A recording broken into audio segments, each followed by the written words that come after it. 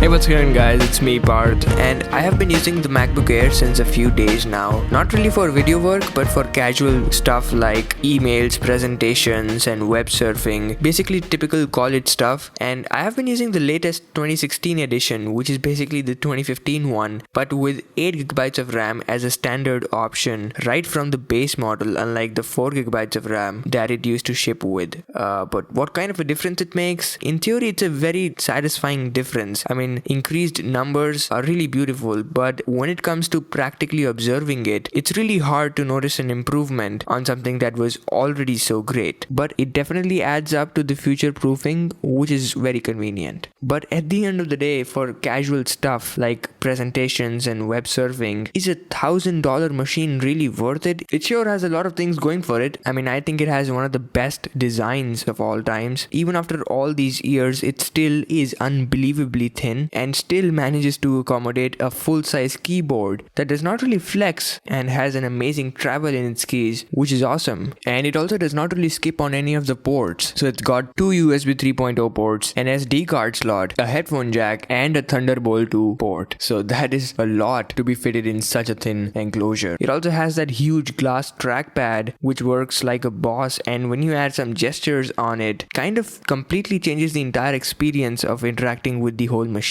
which is brilliant. I also think that it's got one of the loudest speakers embedded beneath that unibody shell, which is awesome. But most importantly, since this is a Mac, it's got an entire operating system written down just for this hardware, literally for just this hardware and nothing else, which kind of makes it a bit special than the ones that do not really belong to its breed. And also, since Mac is such a huge business, you have a lot of applications written down again for just this hardware, and some of them are insanely productive, and you also get a diversity of accessories, and again, some of them are really innovative. So these things are kind of one of the most underrated perks of owning a Mac, if you make sense about that. So I've been using the base model of this machine, the 13-inch, and on the inside, as I said, the 8GB of RAM is a standard option now, but I got 128GB of PCIe based SSD, which is insane. 128GB might not be a lot for a lot of users, but that being an SSD, you get some pretty ridiculous read and write speeds, also pretty quick in loading up apps, which is awesome. As far as the CPU is concerned, it runs an i5 chip. It's a 5th generation i5 chip, not Skylake, not the 6th generation, but for the tasks that you'll probably buy this machine for, it's beyond satisfactory. It's clocked at 1.6 GHz, and if you put a lot of pressure on the machine, it will fluctuate to 2.7, 2.8 GHz, which might ease the process. But that boost is actually one of the major reasons for this laptop to deliver some of the best battery lives you'll ever get on a laptop. I mean, it's easily one of the best features of the MacBook Air. Apple says you get about 12 hours of battery life on a full charge, and it's usually somewhere around there, but I have had instances where I've got more than 12 hours, around 13-14 hours on a single charge. So if you don't really use your laptop that heavily, or you don't use it that much in a single day, you can have battery for days, which is incredibly amazing. But then at the end of the day, there are certain things that are not really up to date, like the display. I mean, fun fact, it's not been updated in the past 5 years. It's not that it's bad, but it could be way better than what it is now. Maybe I'm saying that because I'm spoiled with some really pixel dense displays, but I sincerely hope for a better display. I mean, if you peek into it just a little bit, you see the pixelation going on there. So even a full HD display would be a great bump up considering the functions this machine is actually meant for. But more than that, it performs really well. Of course, it is not meant for high-end stuff. I didn't even try doing my video work on it because I really did not want to judge this machine on the basis of certain tasks that are not really meant for this laptop. But I must tell you that I did a lot of multitasking, opening a bunch of pretty heavy apps at the same time, watching YouTube videos, making presentations, and all of that stuff. It might seem to be very basic, but doing all of these at the same time kind of put a lot of pressure on the notebook. But it handled it pretty smoothly, which was nice to see. So yeah, it kind of has a lot going for it, and I hope I was able to draw out a couple of reasons for why this costs $1,000. Now, I want you to know that this is not an ad for Apple or the product. It's something that I experienced on my own and just wanted to share with you guys. But one more thing that I like to speak on is that a lot of people kind of keep comparing the making price and the selling price of a product, but that comparison is kind of very vague and does not really make a lot of sense to me, because the making price is actually a part of the selling price, along with a lot of things that use up the funds like research and development, advertising and marketing, and then some margins for the profit, obviously. But I still agree to the fact that $1,000 for a laptop for students or college purposes is a lot of money. So one can either get it on a student discount, but the best bet would be to surf through the refurbished lineup that I kind of keep doing all the time. That is going to help you some serious bucks. But at the end of the day, would I be using it as my daily laptop? I don't really think so, because I am really looking for a pixel dense display and also a much more powerful laptop, something that I could rely on 24/7 because of the video work and editing and all of that power intensive work that I do. So I'm actually looking forward to the new MacBook Pros that Apple will be announcing just tomorrow. Apple might as well announce some new MacBook Airs, or at least some updates to it. But if that doesn't happen, although I think it would, this is still a great option. Hope you guys enjoyed this video. Make sure to share it, feel free to embed it, and I'll talk to you in my next one. Enjoy the festive season and make sure to take very good care of yourselves.